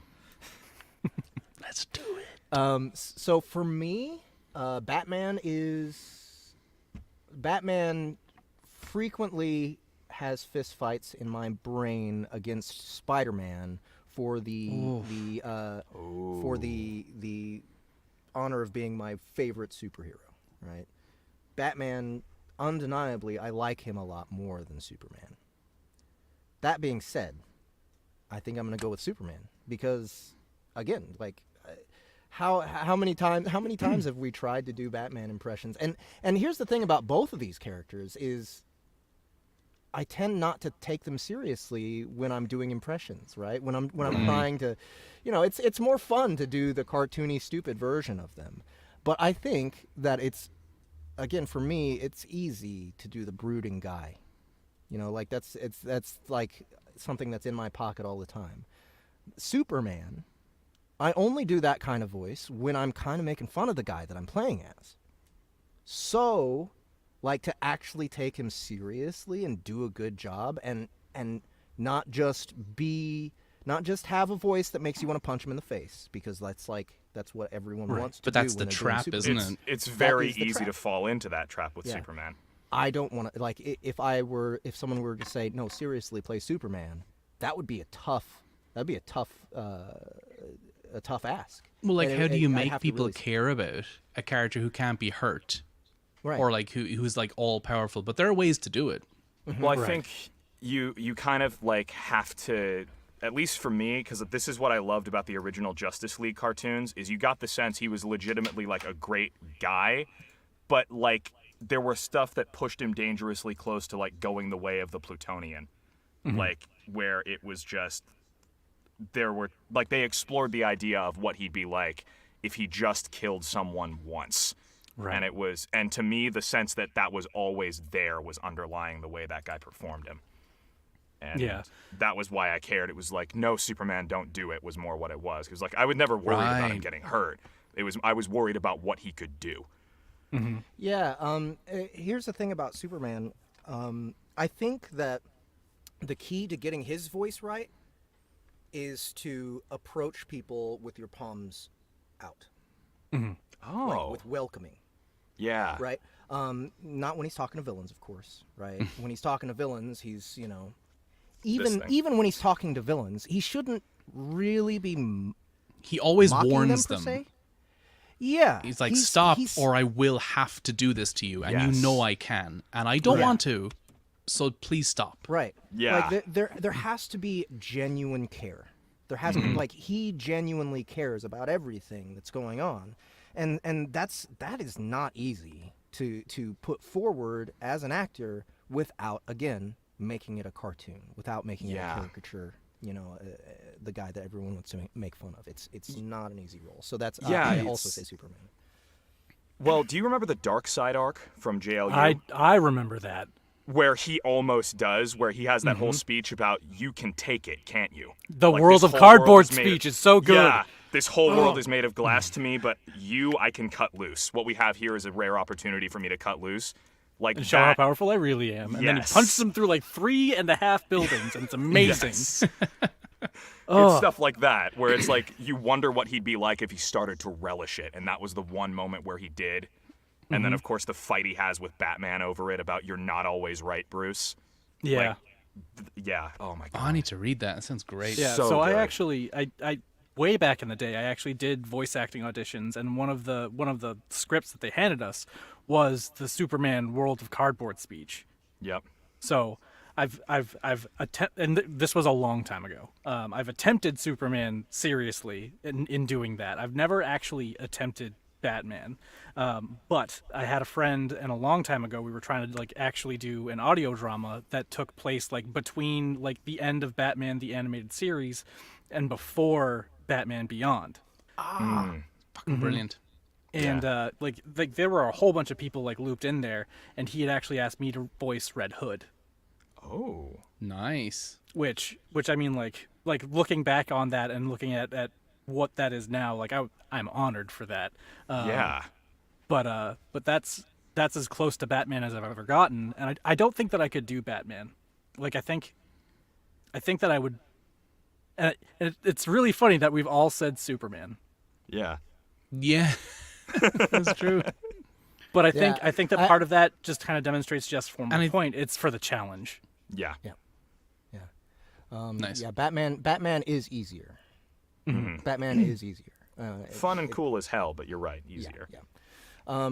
Bonus question on this. We already talked about ultimate Batman actor. Who's the ultimate Superman? I mean, I do love Christopher Reeve. He does do it. Yeah, does I'm do reading it pretty Doomsday well. Clock now, and you can see even the way they draw him is like you've drawn Christopher Reeves, like that's Superman. Yeah. Yeah, I don't know, think just it just something has about- to be Christopher Reeve. Yeah. I agree, and I think it's because Christopher Reeve has that unironic wholesomeness to him. Yes. Yeah. Exactly. Right, like who was the last Superman? Henry Cavill. Henry Cavill did a is great job. He did a He's good brilliant. job. Unfortunately, the director is like, let's make a darker Superman. Yeah. Like, which is the dumbest shit. And we're like, what the fuck? Well, it's why? like I don't know. You But can anyway, darken the world around him, but you can't darken him. Right. It's- Exactly. Yeah. He needs to does, shine. and he's kind of a bummer. Sorry, There's but also that Superman is a bummer to me. Yeah. yeah. There's such a huge difference between Christopher Reeve's Clark Kent and his Superman. Mm-hmm. Whereas like Henry Cavill is like, oh, you're just a suave, cool Clark Kent, which is great, but like you're the same as Superman. Yeah, Christopher Reeve's like, oh my God, Lois, what are we gonna do? Oh no! And then he's like, hi, I'm Superman. How you doing? Exactly. Yeah. Yeah. Definitely better. I really liked the guy who played the Superman right before Zack Snyder's Superman. Superman Returns. Oh, Brendan Roth. Yes. That guy, I didn't see He was great. very much I of think the that's his movie, name. but he's got the look. I think he Yeah. looks like he looks a lot like Christopher Reeve, honestly. He's in a new DC series. It's not new anymore, but he played a different character. And I think it went full circle to where in that same series, in an alternate universe, he was Superman, which is kind of really? cool to see for that actor. Was it Legends of Tomorrow? I could be. I'm not sure. I haven't seen it. That show's a hot pile of garbage. Is it? Oh, Terrible. Oh no. Just I haven't just seen it. gonna let you know. And I mean, Final there's question. Always... Oh, sorry. Go ahead. Oh, I was just gonna say. Final question is: what genres do we really want to get into? I mean, so many. I'd love to do lots more children's books. I'd love to get into real high fantasy. And I don't know. In children's and YA, the authors get to go a bit crazy with the story, and I like that. Yeah. Actually, one of the first projects I ever did was a YA trilogy, and it has a special place for me to this day. It's a great genre. Yeah, same. Yeah. So, yeah. Jeff? For me, Hot romance? no, I want to do like mystery thriller drama, like real world, no fantastic bullshit of any kind, like serious stuff. That's what I would like to do. Probably what I would specialize in would probably be noir, and that's my favorite genre. Like, Yeah, that'd be cool. Out of everything is noir. Oh, yeah. But like even the problem with noir, in my opinion, is that there is a stereotypical way to do it. Mm-hmm. You kind of have to do it that way, and you know I don't want that. I don't want to be. I want to work in almost a blank slate. You know, where it really is just about the characters and the situations, and there's no distracting bullshit happening around that. That's what I would like to be doing. I will say that almost like transcending genre, if you work for a good author, life is going to be good. Like, Yes. I'm working for we all work for really great authors, and it's just like sometimes, especially me, for me anyway, I'm like I work a lot in genres I never thought I would, and I'm like, these are kick-ass books, but I never would have thought I'd got into it. Yeah. That's one problem I have with the concept of genre in general. Although I've made my peace with with the concept, and I understand it better now because I can't remember where I was. I think maybe I was at 20 books to 50K actually when I learned this lesson. Genre is marketing. Oh yeah.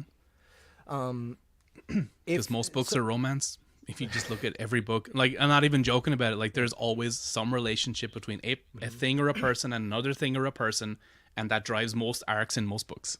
Right.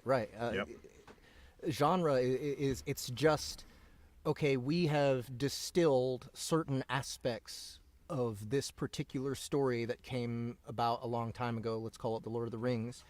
And when the Lord of the Rings came out, high fantasy as a genre wasn't, yeah, pretty much. And it became, the genre is stuff like Lord of the Rings, right? Yeah, but if you equals look high at fantasy, I'd say. Yeah. So if you are looking at it from the consumer standpoint, then yeah, genre is just kind of separating us from the things we might otherwise be interested in. Right. Yeah. It's saying to people, look, we already know what you want. Here it is. And then you come after this, and people fall for it, and not necessarily a bad thing, right? That's not what I'm trying to say. What I'm trying to say is that once you get past genre, and once you realize that genre is just a label that's put on things as a shorthand to tell people, look, you're going to be interested in this. Yeah. If they see that keyword, they know they've seen that keyword before on their favorite things, they're going to go to that keyword, and they're going to continue looking at everything else that's labeled with that. Exactly. But if you Always as a read consumer, the blurbs. if you as a consumer let go of that label and just look for quality, just look for writing, then that's what you should be like, authors, authors who are eclectic. That's what you should, in my opinion, that's what you should be following, is authors who like to play in lots of different genres, because there's so much fun stuff to do in all sorts of different worlds, and to me, that's what I'm looking for. I don't care about genre, except that I work in fiction. So I'm a publisher, I'm a producer, so I need to understand who I'm marketing to, and that's why I care about genre. But as a consumer, I don't like. Good story is a good story. Good story is a good story. There's noir is always going to draw me. Horror is always going to draw me. But other than that, the genres aren't. It's not going to mean anything. If anything, genre is going to be a repellent to me. Right. Oh fuck, another superhero book. Yeah. Oh, that makes another sense. superhero comic, right? Like I'm a big comic guy right now, and superheroes. If you have superheroes on your book, that is the fastest way to turn me off, right? Like I'm gonna look the other direction, because my comics are steeped in it, and it's over and over and over. And anymore, it's either like, if you look at Marvel and DC, it's gonna be like jaded, cynical repeats of the same story over and over, or it's gonna be over the top deconstructions of the superhero genre that just shows disdain for the genre. Why am I reading this? Why? I already don't like superheroes. You don't have to remind me how much I don't like superheroes. Why am I reading a superhero book about how much superheroes suck? No, like, no. I want horror. I want noir, or anything else. Like, that's. I'm pretty much looking for anything else when it comes to comics. Nice. Yeah. We all want to read more good stories. Yeah. Yeah. Right. Yeah, exactly. and I think that's really, the reading more good stories pretty much just kind of like encapsulates the whole thing. Yeah. I mean, I grew up thinking I was a massive sci-fi geek, but my favorite movie lies so far outside of that genre. So. Right. Yeah. Yeah, and just like myself as a writer, I'm a fair bit eclectic. I mean, I have a LitRPG series that I've been writing. I have a Western. I have a romance novel that I've been writing for a while, and that is the challenge for me, like writing that story. I've got like a series about mecha and AI and like hard sci-fi and like terraforming planets and stuff like that in the tank. Like, I just like to write what I like to like. That's about it. Nice. Yeah. It's All not right, fucking easy, man. That's the last question? That was the last Yeah. one. So, All right. Any of Oh. you guys have any questions? We did have one come out in chat, and that was if any of us have narrated for any other mediums, like computer games or video games or anything like that. I do have a spectacularly geeky answer to the genre question, though. do it. Okay, yeah, let's rewind. Let's do that real quick, and then we'll answer Yeah. this. I was studying to be a math professor before I started doing this, so I Whoa. would love to read math. Any non-fic about math is something I've wanted to do for a long time. There's a new comic called A Calculated Man. Ooh. All right. It's an Aftershock comic. You might like it. Nice. I'll check it out. It's about this gang or these mob guys hire a guy to be their accountant, right, and to do all their money laundering and stuff. But he decides he doesn't want to do it anymore, and so he uses math to figure out how to kill all of them. I love that so much. Nice. Go check it out. Calculated Man. All right, so what was the question again? If any of us have narrated in any other mediums, like video games or something like that. I've done a mobile video game called Bloons Adventure Time. I played a blue You monkey. did a Bloons game? You did Yeah, a Balloons game. I was I Max love the monkey. Bloons. That was like the tower defense game of my childhood. The Adventure Time tie-in one, I did that. I played a little blue monkey that guides you along, I think, in the first few levels. Oh, nice. Nice. Like a few years ago, but it was like, oh, this is fun.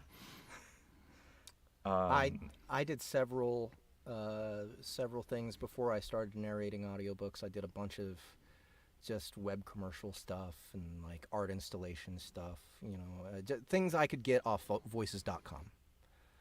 Right. Yeah. Easy things.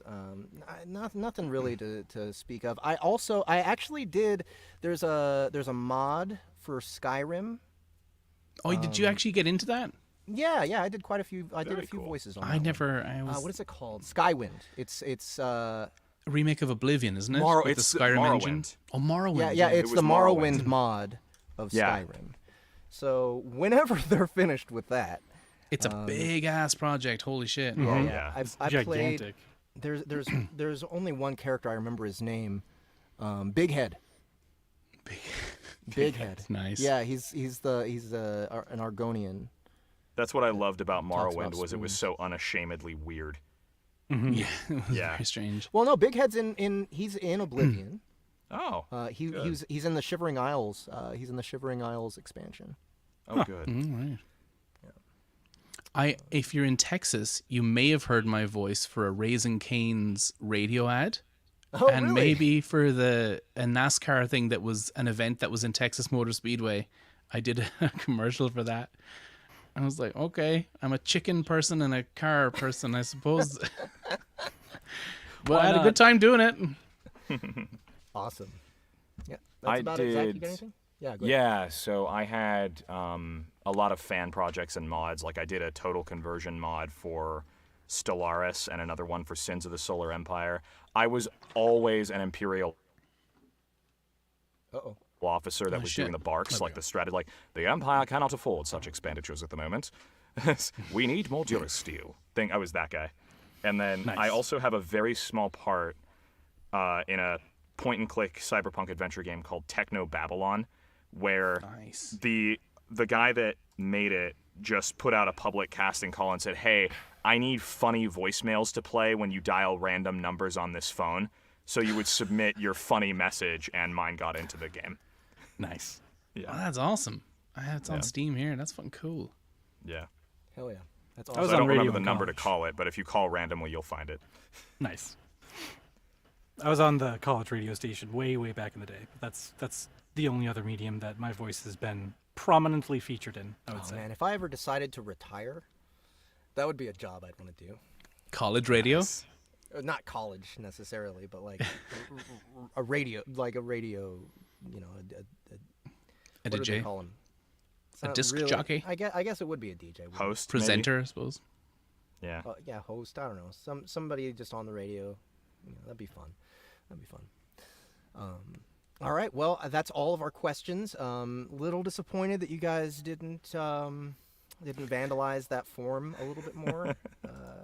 You were all very good, and that was very naughty of you. Yeah. Shame on So you. well behaved and so You had an- disappointing. You had an opportunity there. And you missed it. Missed it. Yeah. Disappointed. But it's okay. You had awesome questions. Thank you so much for participating. Everybody who's listening now, thank you so much for coming to the show. If you're new here and you liked what you saw, please do subscribe to our YouTube channel and watch out for us every 2 weeks. Yeah, you were a delight, everybody. Thank you so much, and we'll catch you next time. Go to soundbooththeater.com. Sign up for our newsletter. Do it. Sign up for our Yes, Get do free that. things. our Do market. the thing. Get free things. Lots of free things. Snort it. Snort the free. $1,000 tip.